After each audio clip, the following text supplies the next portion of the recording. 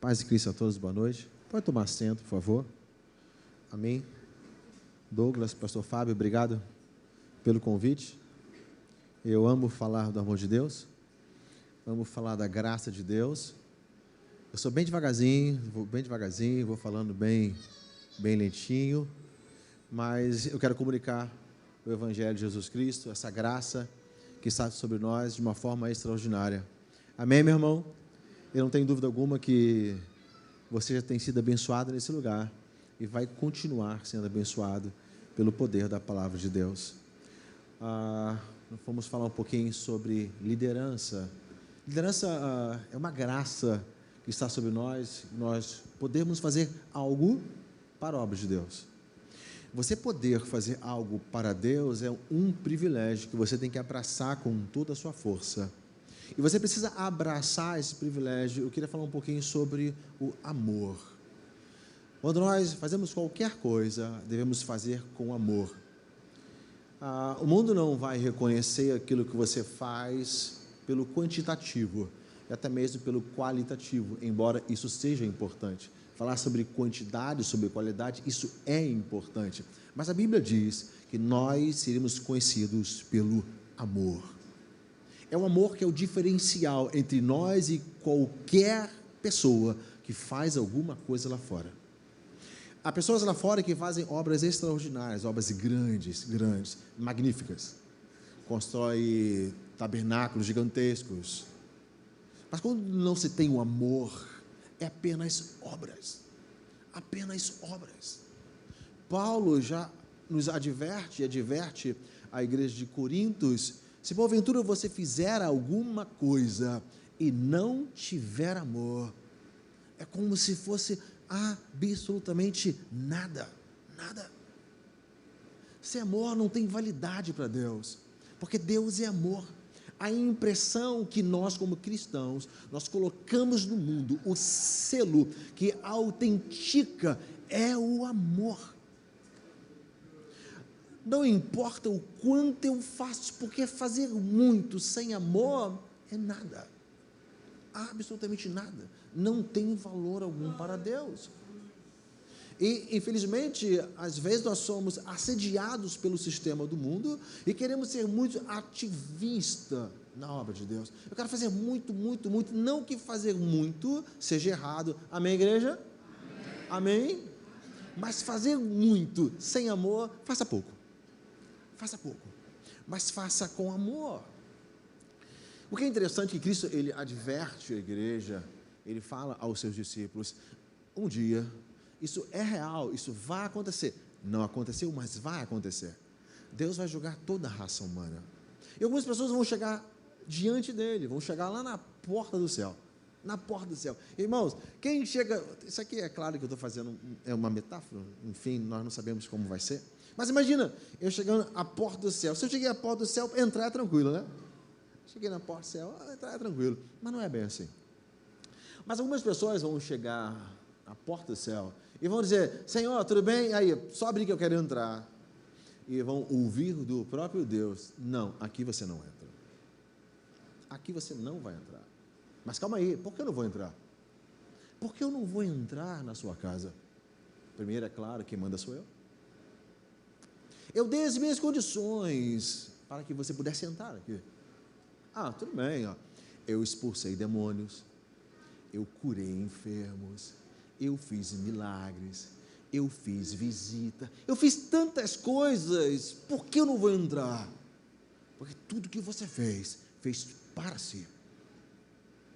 Você foi iníquo, não tinha o amor, não tinha de fato o interesse em me glorificar, mas em glorificar a si mesmo, em exaltar a si mesmo. Você fez por ganância, fez por vaidade, e aqui você não vai entrar. Irmãos, eu quero que você entenda uma coisa, porque isso vai ser uma realidade. Eu não estou contando um conto de cara cheia, eu não estou contando algo abstrato, estou contando um fato que vai acontecer, porque foi narrado pelo nosso Senhor Jesus Cristo. Você imagina pessoas que estão pensando: eu vou chegar lá e vou entrar, porque Cristo fala, eles têm uma convicção na mente dele que eles vão entrar. E hoje nós entendemos. quando eu observo o texto, quando nós vamos ler o texto friamente, a gente pensa assim, mas Senhor, como é que esse sujeito poderia pensar que ia entrar? Se ele é iníquo, se não tem amor, se não tem temor, se não tem respeito. Hoje, na nossa geração, nós vemos aí pessoas que estão batendo palma, que estão dentro da igreja, que estão cantando, que estão fazendo a obra, pseudo-obra, e eles não vão entrar. Não vão entrar. E eu queria falar um pouquinho essa noite sobre o amor, esse amor extraordinário que Deus proporciona aos seus filhos. Quando se fala em falar, em pregar, em liderar com base em amor, talvez a gente pense, pastor, de fato tem um outro modus operandi. De eu estar na casa de Deus, de eu cantar, de eu tocar, que não seja o amor sim. E a Bíblia nos narra isso. Eu queria falar alguns versículos para nos elucidar e de fato nós atestarmos isso pela palavra de Deus. Que há pessoas que fazem por outros motivos e estão na casa de Deus, eles têm aparência de cristãos, eles têm aparência de servo, eles oram, eles leem a Bíblia, eles falam de amor, eles falam de graça, eles falam de misericórdia, eles falam de compaixão, tudo uma fachada. E a Bíblia fala sobre isso. Filipenses, capítulo 1, versículo 15, Filipenses, capítulo 1, versículo 15, Paulo já adverte a igreja de Filipos. Versículo 15, é verdade que alguns pregam a Cristo por inveja. Ele está falando, é verdade que alguns pregam a Cristo por inveja e por rivalidade.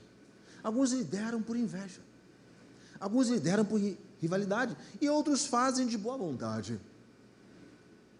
Paulo, ele estava encarcerado, Paulo estava preso, mas Paulo era muito famoso, Paulo já tinha ganhado notoriedade, ele estava pregando aos gentios, e tinha um grupo de judaizantes, que eles não aceitavam, porque os judaizantes, eles eram mais conservadores, eles eram mais legalistas, e Paulo tinha a ideia de ser mais liberal.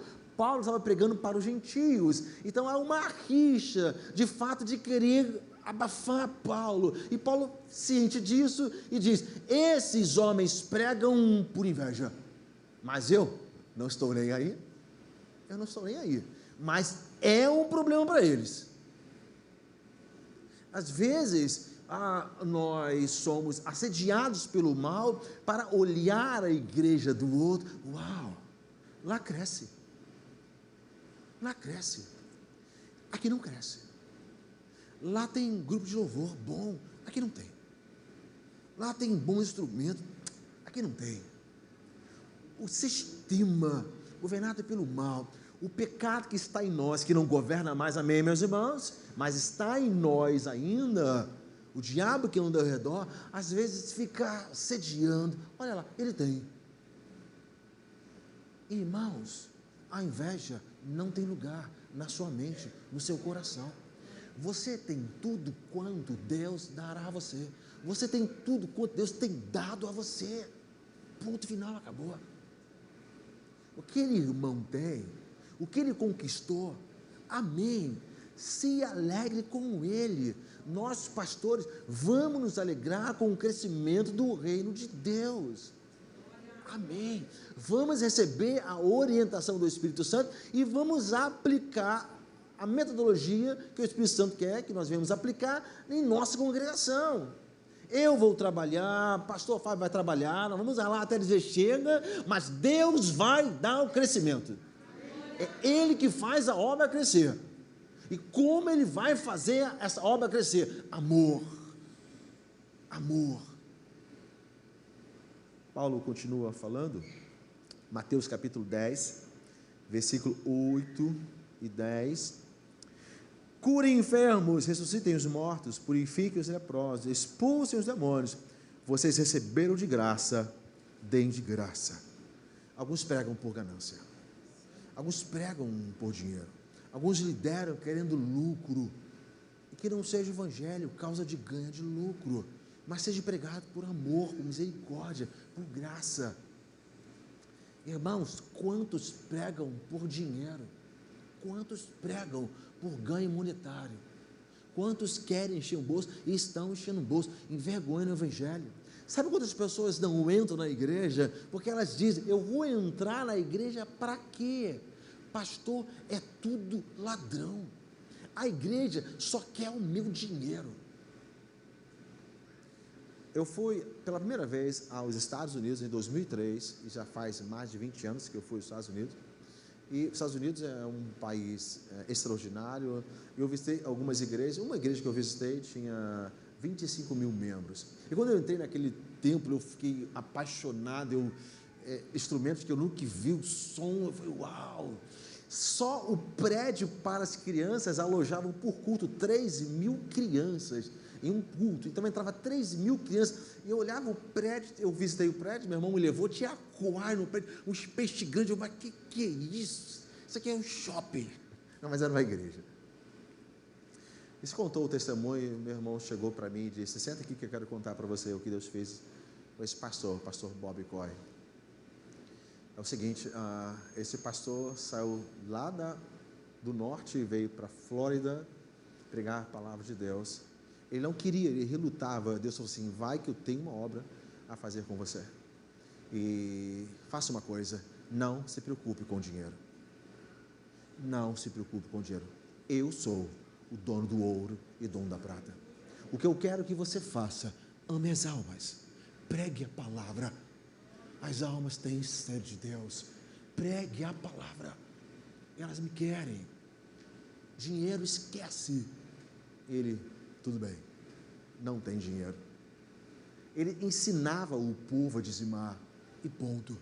Ensinava o povo a dizimar, e não se preocupava com a... não se preocupava. Irmãos, ele estava pregando no velório, isso tem pelo menos 30 e poucos anos, em um velório, porque ele veio do norte. Ele pregando no velório, não tinha igreja ainda, e o homem achou isso interessante e disse: tudo bem, meu nome é fulano de tal, você é o quê? Eu sou um pastor. Você tem igreja? Não. O que você está fazendo? Estou pregando. Eu gostei do que você está fazendo.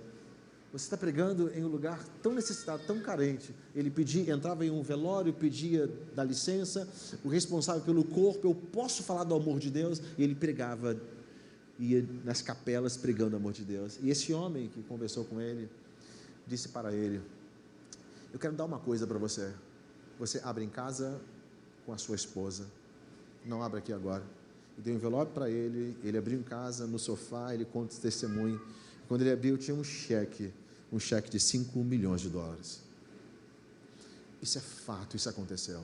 Eu fui nessa igreja, uma igreja gigantesca. Ele comprou todo um quarteirão, e essa igreja tem 25 mil membros. Ele não se preocupa com o dinheiro. Ele entendeu: Deus é o provedor da igreja. Deus tem muito mais interesse que aqui prospere do que cada um de vocês. Essa igreja não pertence a você, não pertence a mim, não pertence ao pastor Fábio. Essa igreja pertence a Cristo. Ele comprou com alto preço, com seu próprio sangue, e Ele vai cuidar da sua noiva até o dia de recolhê-la. Então não se preocupe com o dinheiro. Ele é o provedor, vai sustentar tudo que vocês precisam. E às vezes no momento necessário, porque Ele está simplesmente moldando a gente. Seria muito fácil, porque seria impossível chegar assim: Fábio, vem cá, toma 1 milhão. Mas Ele vai te tirar o prazer, a oportunidade. Irmão, quem foi a irmã que pintou? Você não ia pintar. Você não ia pintar. O guitarrista ia ficar mais limpo do que entrou. Mais limpo. Eu não preciso de você. O pedreiro não ia ter a oportunidade de ser abençoado. Então, até a nossa necessidade, que vamos galgando. Eu entrei no banheiro, banheiro é bonito, parabéns, banheiro é bonito. Vou entrar na cozinha depois, quero ver a cozinha. Deve estar linda a cozinha, vocês estão fazendo algo muito bonito, maravilhoso, parabéns. Porque no final, vocês vão olhar para a obra de vocês, e vocês vão dizer: Ebenezer, Ebenezer, até aqui o Senhor me sustentou. Vocês vão ter testemunho para contar. Às vezes é muito melhor do que um homem chegar e pagar toda a conta. Se fosse necessário, ele fazia. E alguns pregavam, hoje pregam e pregam por ganância, por dinheiro. Romanos capítulo 13, versículo 1 a 8. Eu não vou ler todo ele, mas versículo 5: portanto é necessário que sejamos submissos às autoridades, não apenas por causa da possibilidade de uma punição, mas também por questão da consciência. Paulo diz, em relação ele fala sobre autoridade, não pregue por medo. Entenda uma coisa, a nossa submissão às autoridades, ela é dada por Deus. Vocês têm o pastor Fábio aqui, ele é carinhoso, ele é amoroso. Nunca façam nada por medo. Uma que eu acho que isso aqui é meio difícil, né? Tu parece ter uma mãe, cara. Tu parece uma mãe. Mas tem pastores que são autoritários. E eles dão medo. As pessoas fazem com medo, com receio. Graças a Deus que isso não acontece aqui, mas isso é real nas igrejas. Em muitas igrejas, o pastor está chegando, arrumou tudinho, ele está chegando, não chegou, não arrumou, e agora? Eu tenho que fazer isso, porque se eu não fizer, o pastor vai brigar comigo. Eu tenho que estar na igreja, porque senão o pastor vai me olhar e vai ver que eu não cheguei. Estar na igreja, trabalhar na igreja, é claro que eu devo reverência àquele que é o líder, sem dúvida alguma, mas nunca medo, porque eu faço por amor.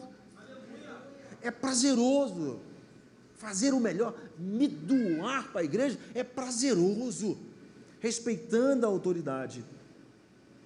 Versículo 8: não devam nada a ninguém, a não ser o amor. Ore um pelos outros, pois aquele que ama seu próximo tem cumprido a lei. Não deveis nada a ninguém, a não ser o amor. Amém, meu irmão? Eu lamento dizer que você vai sair daqui, você sabia, mas você vai sair daqui sabendo que você tem uma dívida. Talvez você entrou com zeradinho, não devo nada a ninguém, mas você deve sim, você vai aprender essa noite, que você deve o amor. Ainda mais você como líder, você precisa amar, você precisa ter o amor. Paulo enfatiza a única coisa que devemos dar ao nosso irmão, dever ao nosso irmão é o amor. Toda liderança precisa ser baseada no amor. E tem duas perguntas que eu quero fazer. Como posso eu liderar em amor? A primeira pergunta: como eu posso liderar em amor? A segunda pergunta: como amar a Cristo? Como eu posso liderar com amor, amando aquele que me convidou para trabalhar? Eu só posso liderar com amor, conhecendo aquele que me convocou, aquele que me chamou. Se eu conhecer quem é Cristo, eu vou conhecer o amor dele, a sua generosidade, a sua misericórdia, a sua graça, e é natural que eu faça tudo para ele com amor. Se eu não conhecer a Cristo ou for muito superficial na minha vida com Cristo, você pode entender, eu vou fazer arrastado. Vou fazer para o pastor, vou fazer para mim mesmo, vou fazer de qualquer maneira. Mas se eu entendo quem é Cristo, o amor que Ele entregou para mim, o amor que Ele liberou para mim, essa graça extraordinária, não tem como eu não fazer com amor. Não tem como você, marido, ter a sua esposa companheira, fiel, dedicada, mãe de seus filhos, cuidadora. Não tem como você não amá-la. Não tem como você não retribuir esse amor. Porque se não fizer, você é louco. Você é louco. Opa, não está pensando bem. Como amar a Cristo? Tem uma mitologia grega. Eu gosto das mitologias gregas. E tem uma, vocês devem ter já ouvido no colégio. Enfim, se você gosta, você já relembrou. A Guerra de Troia. Guerra de Troia, lembra? Aquele presente lá, presente de grego, né? E, enfim, teve a Guerra de Troia e Ulisses vence, né? Então, ele vai voltar para Ítaca, vai voltar para a sua casa. Quando ele vai voltar para casa, o que acontece é o seguinte: ele vai conversar com umas pessoas, preste bem atenção, você vai passar pela Ilha das Sereias. A Ilha das Sereias é o seguinte, é o lugar onde as sereias, todas as embarcações que passavam, quem estava na embarcação ouvia o canto das sereias. E o canto das sereias era uma coisa fenomenal, era uma coisa extraordinária, e de fato hipnotizava as pessoas. A questão é que as sereias, embora tivessem uma aparência, mulheres bonitas, atraentes, mas elas eram devoradoras de homens, e elas atraíam os homens pelo canto. E Ulisses disse: que canto é esse? Que canto é esse? Faz o seguinte, não ouça, você vai morrer.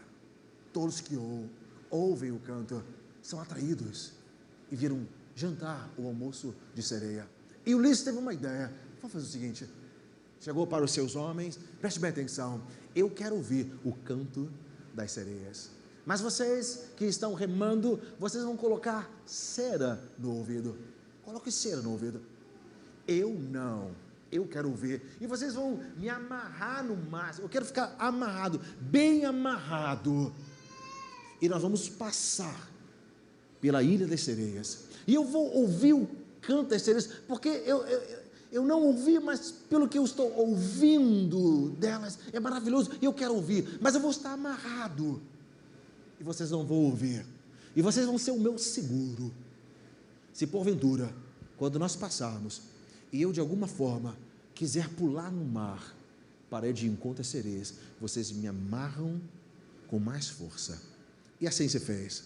Eles navegaram, passaram pela ilha, Ulisses foi amarrado, bem amarrado, e as sereias começaram a cantar.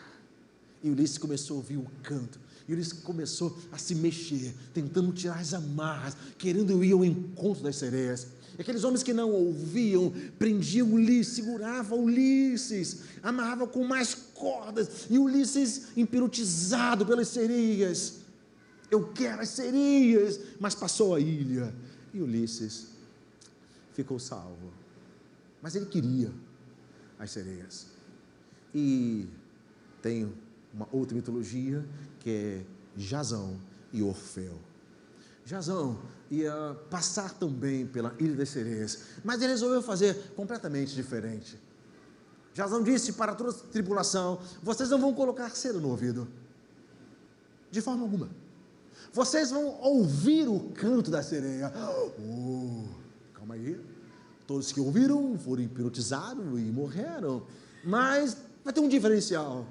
Na nossa embarcação, nós vamos convidar Orfeu. Orfeu estará conosco. E quem era Orfeu na mitologia grega? Orfeu era aquele que cantava e as árvores se curvavam. Orfeu é aquele que cantava e os pássaros paravam de voar. Orfeu tinha uma voz extraordinária. E ali saiu a embarcação, Jasão com Orfeu e a sua tripulação. E estava chegando perto da Ilha das Sereias.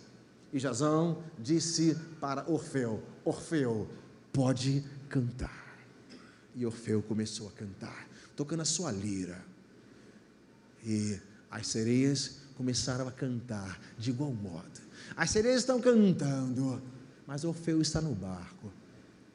As sereias estão cantando, e cada vez cantando mais alto, e elas estão: calma aí, não sei o que está acontecendo. Eles não estão sendo atraídos por nós. Tinha um canto mais especial no barco. Eles estavam hipnotizados por Orfeu. Orfeu cantava de forma extraordinária, que as sereias se tornaram absolutamente nada. Pastor, o que essa mitologia quer mostrar para nós? Que há pessoas como Ulisses dentro da igreja, que estão na igreja, estão amarrados, querendo estar no mundo, porque não tem o amor ao Senhor, não tem o amor a Cristo. Está na igreja, mas o coração está lá fora. Faz tudo na igreja, mas não faz com amor, com paixão, porque o seu desejo, os seus prazeres ainda são mundanos. Mas aquele que chama Orfeu, aquele que chama Cristo, entende que Cristo é o maior de todos os prazeres. Não importa o quanto as sereias, não importa o quanto o mundo assedia, não importa o quanto os prazeres chama você, Você vai dizer: eu tenho em meu barco o meu Orfeu, eu tenho em meu barco o meu Senhor Jesus Cristo, e eu sou apaixonado por Ele. Nós precisamos amar a Cristo, e é somente amando a Cristo que as nossas afeições estão completamente ligadas a Ele. Não vou pregar por dinheiro, não vou liderar por dinheiro, não vou liderar por inveja, não vou liderar por fama, não vou liderar por rivalidade, eu vou liderar por amor, porque é muito melhor, é muito extraordinário estar em Cristo, viver em Cristo. Cristo é tudo, e Paulo fala em Colossenses, capítulo 1, versículo 3 a 17, pois Ele nos resgatou do domínio das trevas, e nos transportou para o reino do seu Filho amado. Andávamos em trevas, e Ele nos resgatou. É Ele que merece o nosso amor, é Ele que merece a nossa dedicação. A minha vida é para Ele que me resgatou das trevas, que me tirou do corredor da morte, em quem temos redenção, a saber, perdão dos nossos pecados. Ele é a imagem do Deus invisível, o primogênito de toda a criação. Ele é o próprio Deus encarnado. E o convite feito por Ele para nós é que liderássemos a sua igreja e fizéssemos isso com amor. E nós temos motivo para amar a Cristo e nos dedicarmos, irmãos, com zelo, com o nosso melhor. Não, irmãos, preste bem atenção, eu vou receber alguma coisa de Cristo. Não, que nós não venhamos a receber, mas não se trata do futuro, se trata do que Ele já fez por nós. Ele se entregou pelos meus pecados, pelos seus pecados, Ele pagou um alto preço, Ele foi na cruz do Calvário, o Deus que se encarnou. Não merece a nossa honra, não merece que lideremos com amor, não merece que façamos tudo com paixão, com zelo, não merece? Sim, é claro. E Paulo continua, pois nele foram criadas todas as coisas, nos céus, na terra, as visíveis e invisíveis, sejam tronos e soberanias, poderes e autoridades, todas as coisas foram criadas por Ele e para Ele. Irmãos, eu queria que você levasse a sua mente quando não existia absolutamente nada. Pai, Filho, Espírito Santo. Imagine agora, antes de qualquer coisa ter sido criada, João diz, Ele era. Ele não é porque criou todas as coisas. Ele é porque antes de criar todas as coisas, Ele era tudo. Tudo. Era só Ele, mais nada. Eu queria que você levasse sua mente, leve a sua mente, olhe agora para o Pai, para o Espírito Santo, olhe para o Filho, e olhe à sua volta, absolutamente nada, nada, imagina um vazio, nada, nada, nada, só Ele. É por isso que Ele é tudo, não porque Ele fez alguma coisa, não porque criou o cosmos, não, é porque antes de existir qualquer coisa, Ele era tudo que existia. Que privilégio, que graça, trabalhar para Ele, ter sido criado nele, formado nele, para a sua glória, para o louvor da sua adoração. Como eu não posso fazer tudo isso com base em amor? Cristo dá a você esperança? Não, Cristo não dá esperança ao homem, de forma alguma. Cristo, Ele é a própria esperança. Cristo dá vida ao homem? Não, Ele é a própria vida. Nesse exato momento, nós estamos respirando, existindo, coexistindo, porque estamos intrinsecamente, diretamente ligados a Ele. Não existe vida fora dEle. Ele é poder puro, poder dínamos. Se Satanás faz o que faz, faz porque Deus dá vida a ele. Talvez isso surpreenda. É exatamente isso. Satanás não faz nada, absolutamente nada, se não for por meio de Cristo. Ele permite que ele faça todas as coisas. Se ele quisesse, imagina, metaforicamente, ele pegava e desligava nele. Imagina, Cristo desligava nele e o diabo simplesmente deixaria de existir. Porque o poder dínamo só existe em Cristo, porque dele e por ele e por meio dele todas as coisas subsistem. E quando eu penso nessa graça que está sobre mim, quando o Fábio pensa, não é fácil ser pastor, não é fácil. Eu sou pastor há 25 anos, algumas vezes eu quis estudar o balde, eu falo isso na minha igreja, eles sabem disso. Eu vou estudar o balde, não dá não. Dessa vez não, essa não aguenta não. Está bom. Mas quando eu olho para ele, eu não posso fazer isso. Não tem nada a ver comigo. É ele. Foi ele que me fez o convite. Foi ele que disse: apacenta as minhas ovelhas. Fábio, foi ele que disse para você: apacenta as minhas ovelhas. Não importa o trabalho, você fará. Amor a ele. Respeito a ele. Se eu existo aqui agora, se eu respiro, é porque a graça da vida, por meio dele, me permite estar aqui. Como eu não posso amar o meu Senhor Jesus Cristo? Ele fala para Marta e Maria: o teu irmão vai ressuscitar. E ela disse: ei, eu sei, no último dia, na ressurreição. E ele disse: calma aí, e olha para mim, eu sou a ressurreição e a vida. Irmãos, entenda, ele diz: eu sou a vida.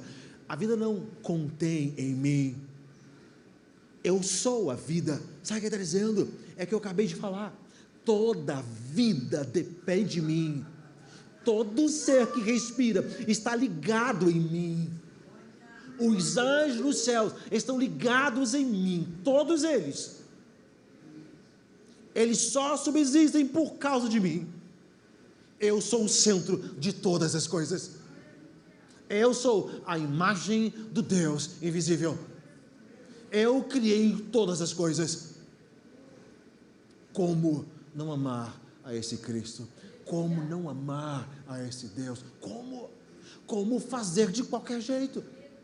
Embora seja difícil, mas Paulo fala ao jovem Timóteo: Timóteo, haverá dias que não suportarão mais a sã doutrina, homens maléficos, amantes de si mesmo, mas tu, Paulo, permaneça naquilo que você aprendeu desde a infância e suporte as aflições da vida, e nunca desista. Como é que eu posso suportar as aflições da vida se não for por amor? Como é que Paulo manda o jovem Timóteo, o jovem pastor, suportar as aflições? Ei, não é que as aflições não existiriam, não, elas existiriam, ele deveria suportar. Como eu suporto, se não for pelo amor? Está pensando que é fácil? Está pensando que é fácil ser cristão? Está pensando que é fácil liderar? É pegar uma cruz e botar nas costas e vamos embora, é negar a si mesmo, é olhar para trás, é muitas vezes desistir dos seus sonhos. Muitas vezes, eu queria fazer isso, mas lá está precisando, como eu desejaria comprar isso, mas calma aí, eu posso comprar depois, porque a igreja está precisando. Ele me deu a vida dele, eu quero dar um pouco mais. Como é que eu consigo fazer isso, se não for por amor? Amada igreja, a dificuldade que as pessoas têm de amar, tem alguns homens que não tinham essa dificuldade. Que horas termina? Que horas termina o culto? Tem ali 8 horas? 8 horas termina o culto? Tá bom. Deixa eu ler mais alguns textos aqui, rapidinho. Deixa eu falar uma coisa para vocês. Eu, como pastor, já dei várias aulas, já conversei com tantas vezes. E quando se fala de amar a Cristo, algumas pessoas têm uma ideia, mas como de fato amar a Cristo? Isso é possível, amar a Cristo? Eu quero que você entenda uma coisa: Olhe para cá. A primeira coisa é uma ordem de Deus. Ama ao Senhor de todo o seu coração, com toda a sua força e com todo o seu entendimento. Amém, meu irmão? Deus não aceita nada menos disso. Nada menos disso. Isso é princípio relevante para cada cristão. Amar a Deus acima de todas as coisas. Ou seja, Ele é prioridade para você. Você não é mais a prioridade. Você fica na equação em segundo plano, talvez em terceiro plano, mas primeiro é Deus. Entenda uma coisa: Deus está acima de você mesmo. Deus está acima do seu filho, da sua esposa, do seu esposo, do seu pai e da sua mãe. Irmãos, por favor, não pense que é uma tarefa fácil. Por favor, não sejamos simplórios nessa tarefa. Pelo contrário, encaremos como uma realidade. Deus me convida a amar a Ele acima de todas as coisas, e eu, como cristão, eu quero fazer isso. E a receita é: conheça a Cristo, o que Ele fez por você. Se debruce em ler a palavra, se debruce em ver os feitos dEle, e cada vez mais nós vamos amar a Deus, porque tinha homens como nós, que amaram a Deus. Isaías 61, versículo 10, é grande o meu prazer no Senhor, regozija-se a minha alma em meu Deus. É grande o meu prazer no Senhor. Amém, meu irmão?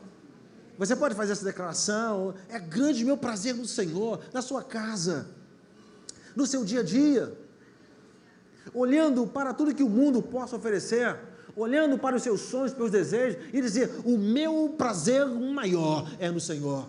Porque Isaías diz: é muito grande o meu prazer, o meu prazer no Senhor. Uau! Isaías continua: pois Ele me vestiu de veste de salvação e me cobriu com manto de justiça. Está vendo? Como o prazer que eu tenho do Senhor, Ele passa do meu intelecto, de entender o que Ele fez por mim. O sentimento fica em segundo plano. Primeiro é com o entendimento. Por que você tem prazer no Senhor? Porque Ele me salvou. Por que você tem prazer no Senhor? Porque Ele me cobriu com veste de justiça. Eu era um homem iníquo, condenado, fadado à perdição eterna, e Ele me justificou. Salmo 37, versículo 4, o salmista diz: deleita-te no Senhor. Deleitar, satisfação, prazer, deliciar-se em Deus. Esse é amor, deleitar-se no Senhor. Ele é o meu prazer, Ele é minha fonte de inspiração. É nele que eu penso de dia, de tarde e de noite. Ele é tudo para mim. O Senhor. Por quê? Porque o salmista fala que ele deleita no Senhor, porque é o Senhor, o salmista fala, que atende os desejos do meu coração. Porque você se deleita em Deus, você se satisfaz em Deus. Deus para você é uma delícia. Por quê? Porque todas as suas refeições, todos os seus desejos, eles são realizados por meio dele. Tu gosta de comer uma picanhazinha? Estou perguntando, gosta de comer picanha? Gosta ou não gosta? Eu acho que eles querem camarão, né? Gosta de comer picanha? Saborear aquela carnezinha? Eu gosto de um frango. Um frango bem passado, nossa, que maravilha. Um frangozinho, meu irmão, oh glória. Eu vou até comer um frango com você aqui. Quando eu pego aquele frango e boto na boca, com arrozinho, com feijão, amém. E eu degusto essa comida, esse prazer que eu tenho, é Ele que me dá. É Ele que me dá. Esse paladar, é Ele que me dá. Ele faz isso em mim. Já sorriu? Riu. O sorriso que você tem, é prazeroso sorrir. Ele dá esse sorriso para você. Você que é casado, aos casados, quando você faz amor com a sua esposa, esse prazer que você sente, homem e mulher, Ele dá a você. Isso é extraordinário para nós. Como é bom entender que os nossos prazeres vêm do Senhor, e é por isso que o salmista diz, é por isso que eu me deleito nele, porque tudo que eu tenho, tudo que eu sou, está ligado nele, não temos outra alternativa. Você que é líder, quer fazer com que esse lugar seja pequeno, tem que botar telão lá fora, irmãos, apenas ame o Senhor, faça tudo por amor, e Ele vai encontrar nesse lugar corações que Ele vai se derramar cada vez mais e mais, cada vez mais e mais. O salmista fala, alegrei-me, eu tenho alegria quando eu entro na casa do Senhor. Como esse homem conseguiu isso? Salmo 42, versículo 1 e 3, como corça anseia pelas águas, a minha alma tem sede de Deus. E faz uma pergunta, quando eu entrarei em sua casa, quando eu verei a sua face? Homens que colocaram Deus acima de tudo, em primeiro lugar. E vemos uma geração que está sendo difícil, porque Satanás tem oferecido o ouro e a prata. Tentou com Cristo, te dou os reinos da terra, te dou ouro, te dou prata, te dou poder. E Cristo disse, não. Mas tem muitos que têm dito sim, eu quero os prazeres desse mundo, eu quero o melhor dessa terra. Mas você, líder, eu te faço um convite, diga todos os dias, eu quero mais do meu Senhor Jesus, eu quero cada vez mais amá-lo, eu quero cada vez mais conhecê-lo. Conheçamos e prossigamos em conhecer a Deus. Não faça nada por inveja, não faça nada por rivalidade, não faça nada por dinheiro, faça tudo por amor. Que o amor de Deus, a graça de Deus alcance a sua mente, alcance o seu coração, e as pessoas que olharem para você, elas vão sentir a presença de Deus por meio do amor que você vai exalar. Você será conhecido aonde você estiver, não pelo bom perfume, não pelo carro, não, irmãos, pela inteligência, mas pelo amor que você tem ao Deus que você segue. Que esse amor alcance sua mente, seu coração e te transforme, me transforme todo dia um pouco mais. Amém? Posso fazer uma oração? Fique de pé, por favor, eu queria fazer uma oração. Me permita orar com você, em nome de Jesus, me permita orar com você. Coloque a mão em seu coração. Você tem o desafio de amar a Deus acima de todas as coisas. Não é uma tarefa fácil, mas é possível, porque Ele é merecedor. Pai, obrigado por Tua graça, obrigado, Senhor, por Tua bondade. Te damos graça por Tua fidelidade, por Teu compromisso com cada um de nós. O Senhor nos dá a Sua palavra e ela nos mostra que alguns lideravam, pregavam por inveja, por rivalidade, por ganância, divisão, poder, por fama, mas que nós estamos como servos e nós declaramos em nome de Jesus que tudo que vamos fazer será por amor, como temos feito, Pai, mas que o amor se multiplique cada vez mais e mais. Quando as pessoas passarem lá fora, na rua, que elas sintam o amor aqui dentro, em nome de Jesus. Que nós, Pai, viemos nos comportar amando uns aos outros, que venhamos fazer as coisas, às vezes são difíceis, mas que possamos fazer com alegria no coração, porque o Teu amor está em nós. Para tanto, o Espírito Santo retira tudo que não é Teu, afasta tudo que não provém de Ti, em nome de Jesus. Toda obra contrária que vem dividir, que vem fazer com que não haja o amor não seja crescido, Senhor, nós pedimos, repreenda, Deus, em nome de Jesus. Cresça cada vez mais nesse lugar. Nós oramos por fé, oramos em nome de Jesus e por tudo já agradecemos. Obrigado, Deus, em nome de Jesus. Amém. Deus te abençoe, meu irmão, em nome de Jesus. Amém.